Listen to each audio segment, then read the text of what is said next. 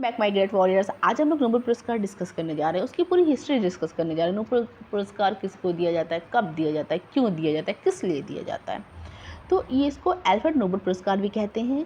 ये क्या, ये प्रतिष्ठित पुरस्कारों का एक समूह है जो प्रतिवर्ष विभिन्न क्षेत्रों में उत्कृष्ट योगदान के लिए प्रदान किए जाते हैं। और ये किसके नाम पे, ये क्यों और किसके नाम पे प्रदान किए जाते हैं, तो स्वीडिश रसायनज्ञ और उद्योगपति अल्फ्रेड नोबेल के याद में इसको दिया जाता है, जिन्होंने क्या किया था, जिन्होंने डायनामाइट की खोज करी थी। और इनकी मृत्यु कब हुई थी, इनकी मृत्यु 10 दिसंबर 1896 में हुई थी। तो इसलिए नोबेल पुरस्कार जो है प्रति वर्ष 10 दिसंबर को ही प्रदान किए जाते हैं। आइए कुछ महत्वपूर्ण बिंदु भी देख लेते हैं नोबेल पुरस्कार के बारे में। तो ये 1901 से दिए जा रहे हैं, 5 क्षेत्रों में दिए जा रहे हैं या दिए जाते थे। भौतिकी, दूसरा रसायन, तीसरा चिकित्सा, चौथा साहित्य और पांचवा शांति के क्षेत्र में। और 1969 से अर्थशास्त्र में भी दिए जाने लगा।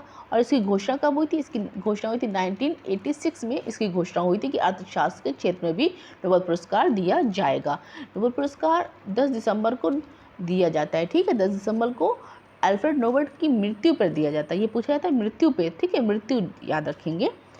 अब भौतिकी, नेक्स्ट पॉइंट, भौतिकी, रसायन, चिकित्सा, साहित्य, अर्थशास्त्र का नोबेल पुरस्कार जो कहाँ दिया जाता है, वो स्वीडन की राजधानी स्टॉकहोम में दिया जाता है। जबकि शांति का नोबेल पुरस्कार नॉर्वे की राजधानी ओस्लो में प्रदान किया जाता है। नोबेल पुरस्कारों की घोषणा, आप जैसे कि आपको मालूम होगा कि 2024 का जो है, 2024 का जो नोबेल पुरस्कार है वो देने जा रहे हैं, जो 10 दिसंबर को दिया जाएगा। तो 7 अक्टूबर से लेकर 14 अक्टूबर के बीच में इसकी भी घोषणा हो चुकी है। तो अर्थशास्त्र में किसको दिया जा रहा है, उनका क्या योगदान है।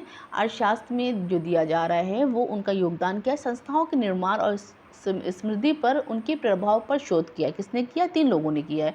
डेरॉन एश मोगलो ने, साइमन जॉनसन ने, जेम्स ए रॉबिन्सन ने।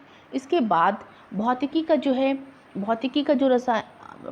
नोबेल पुरस्कार 2024 का किसको मिल रहा है और क्या योगदान है। इन्होंने कृत्रिम तंत्रिका नेटवर्क के माध्यम से मशीन लर्निंग को सक्षम बनाया है। 2 लोग को मिल रहा है, जॉन एच हॉपफील्ड और जेफरी ई हिंटन, ये 2 लोग को मिल रहा है। शांति के क्षेत्र में नोबेल पुरस्कार किसको मिल रहा है और कौन इसको प्राप्त करता है, इनका क्या योगदान है। तो ये एक पूरे समूह को मिल रहा है। कौन है, निहोन हिकोंडियो समूह। ये कौन है, ये जापान के एक समूह है जो लोग परमाणु विस्फोट जो आपका अमेरिका ने किया था उससे जो लोग बच गए हैं, ये उन लोगों का एक समूह है। और भविष्य में ऐसा कभी ना हो, इसके लिए इन लोग प्रयास कर रहे हैं। विश्व में शांति बनाए रखने के लिए इन लोग प्रयास कर रहे हैं, इसलिए इनको शांति का नोबेल पुरस्कार 2024 मिला।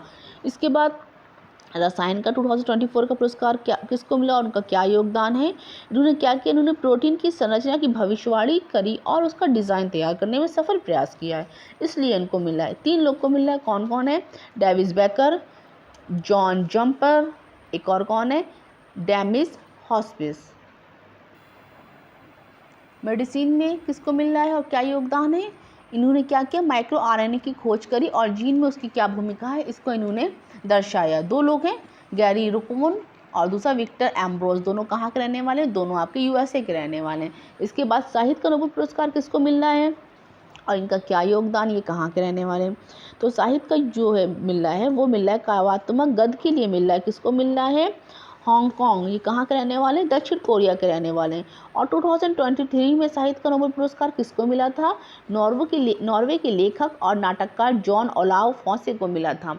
इन्फॉर्मेशन अच्छी लगे तो लाइक, शेयर और सब्सक्राइब करना ना भूलें। Thank you.